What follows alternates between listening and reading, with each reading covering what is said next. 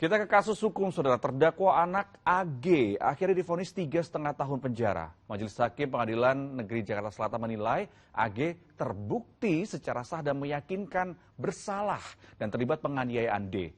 Sebagaimana dakwaan jaksa penuntut umum. Kita bahas dalam diskusi.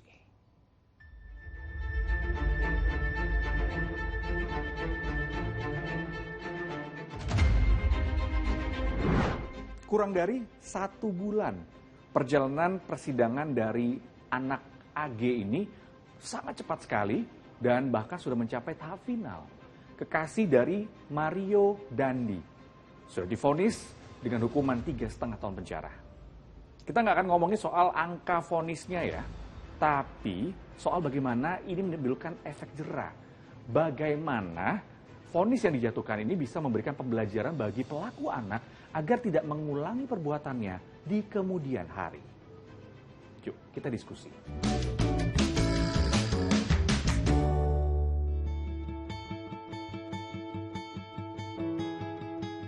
Seru banget ya. Kalau saya sih ngeliatnya seru.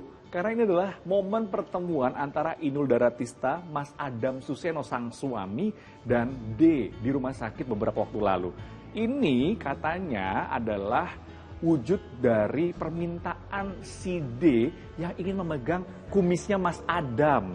Nah, ini videonya saya ambil dari akun Instagramnya Inul. Dan ternyata luar biasa ya, suasananya seru banget. Bikin si D ini kayaknya bahagia banget itu. Akhirnya bisa menyentuh kumisnya Mas Adam. Dan semoga saja kebahagiaan ini bisa menambah kesehatannya si D ya, menjadi lebih baik lagi.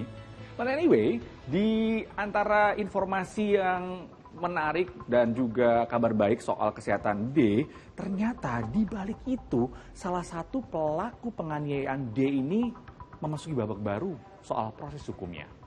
Kita bicara soal AG. Iya, AG sudah divonis 3,5 tahun penjara.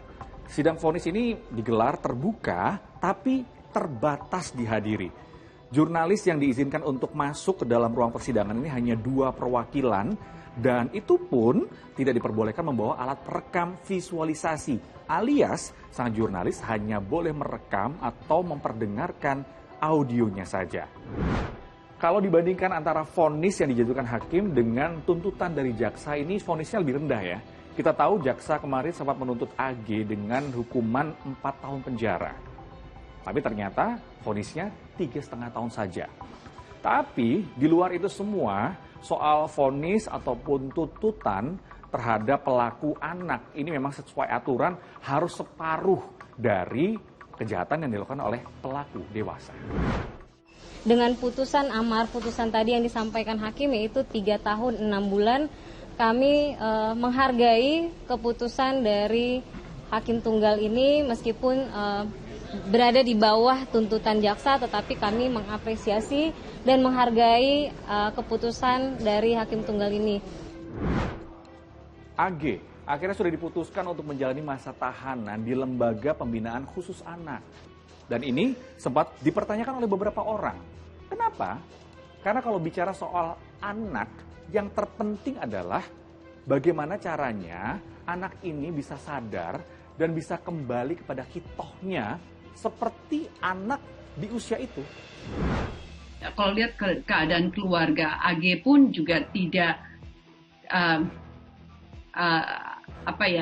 tidak juga pas gitu loh, karena lihat keadaan orang tuanya, ayahnya kalau nggak salah itu juga cukup parah, ibunya juga tidak dalam kondisi yang baik, begitupun dengan adiknya, ya.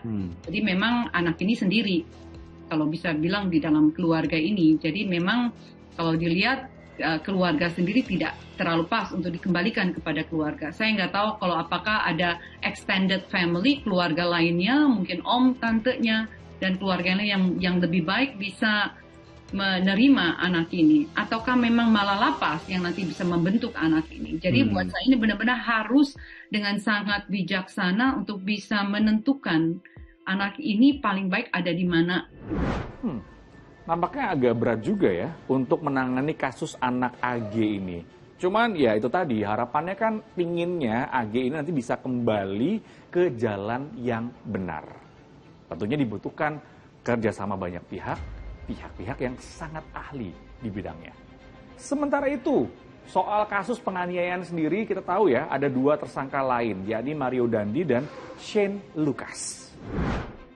Nah, kalau bicara soal Mario Dandi dan Shane Lucas, keduanya ini sudah masuk ke persidangan, tapi belum sebagai terdakwa, karena baru jadi saksi persidangan untuk AG. Sementara berkas perkara mereka masih disempurnakan setelah dikembalikan oleh jaksa. Kasus ini memang menyita perhatian kita semua. Diawali dari kasus percintaan remaja, berujung pada penganiayaan berat. Hingga, ini nih, yang tidak diduga-duga adalah terkuaknya harta kekayaan tak wajar sang ayah Mario Dandi, Rafael Alun, dan juga sejumlah pejabat lainnya. Episode kasus ini masih berlanjut, kita tunggu bagaimana perkembangannya. Saya Jati Dharma pamit. Sampai jumpa.